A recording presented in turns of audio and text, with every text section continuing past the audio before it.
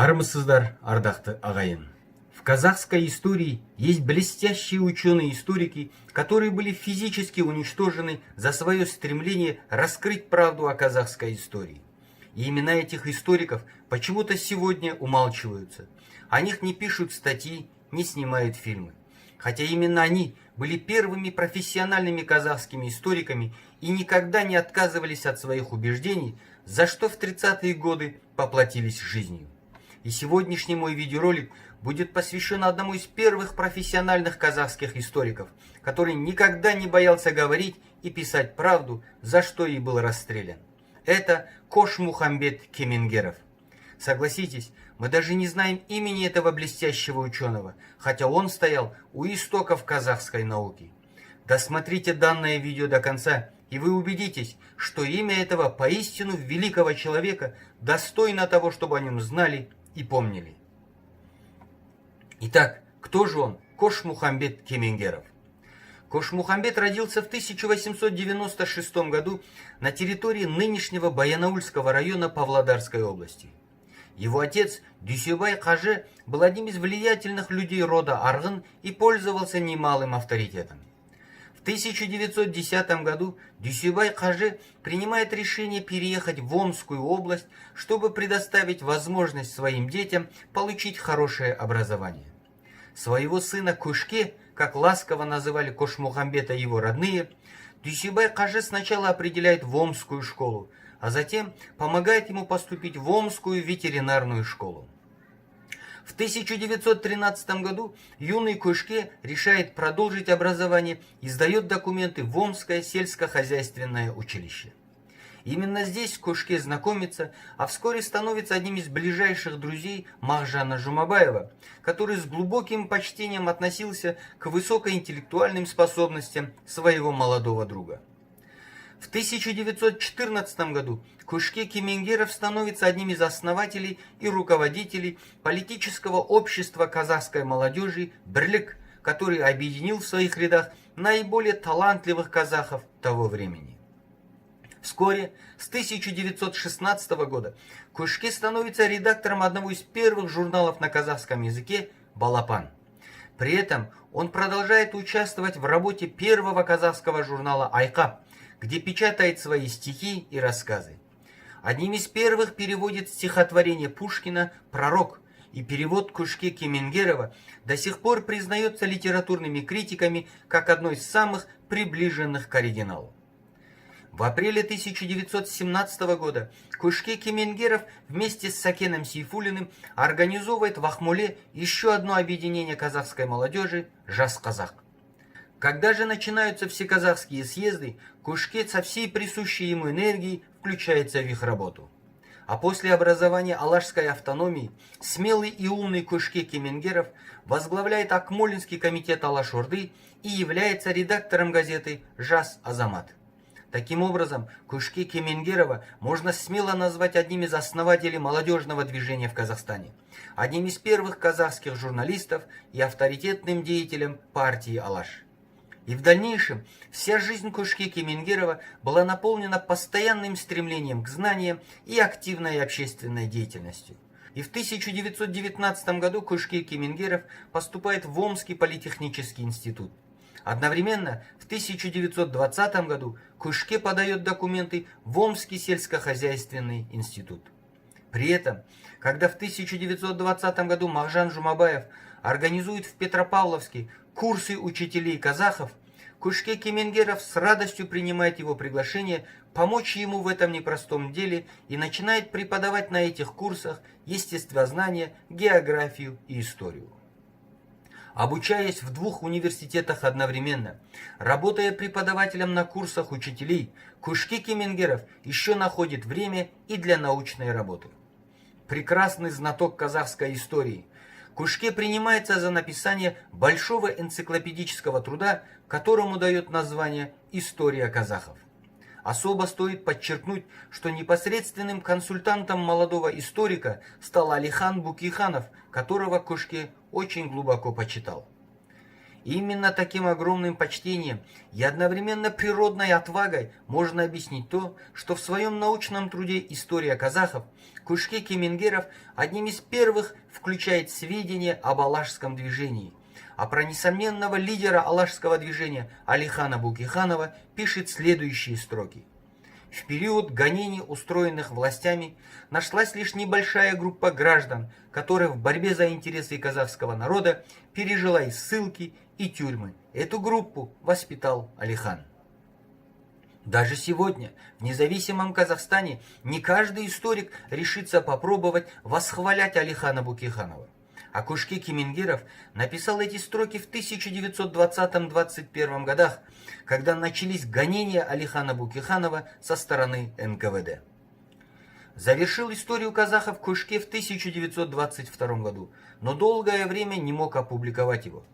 И только в 1924 году, благодаря Смагулу Садвакасову, Кушке удается выпустить историю казахов небольшим тиражом в Москве. И первый же экземпляр своей книги Кушке преподносит в подарок Алихану Букиханову. В 1925 году в Москве на казахском языке выходит еще один научно-исторический труд Кемингерова «Бывшие угнетенные народы», состоящий из 36 статей, где он приводит исторические сведения о народах, бывших в составе Российской империи. Это было поистину энциклопедическое издание, которое, однако, сразу же было запрещено.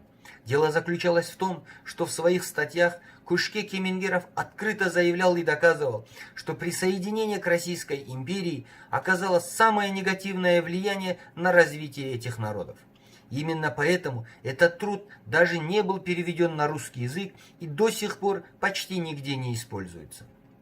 В 1924 году Кушке по приглашению Султанбека Хожанова переезжает в Ташкент и переводится на медицинский факультет Ташкентского университета, где очень быстро также становится местной звездой. Выясняется, что Кушке Кемингеров обладает большими знаниями, чем многие его преподаватели. И благодаря этому вскоре студент Кемингеров начинает в этом же Ташкентском университете, где он сам учится, читать лекции по казахскому языку и казахской культуре.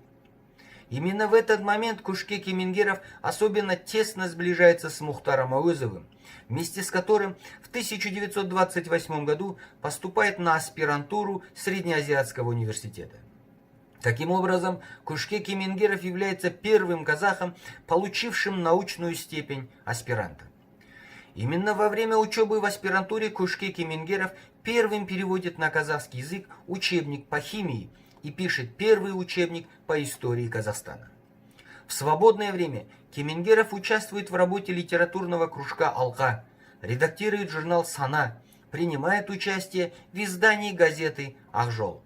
Кроме того, только за 1924-1929 годы Кушке выпускает 5 книг, десятки рассказов и статей.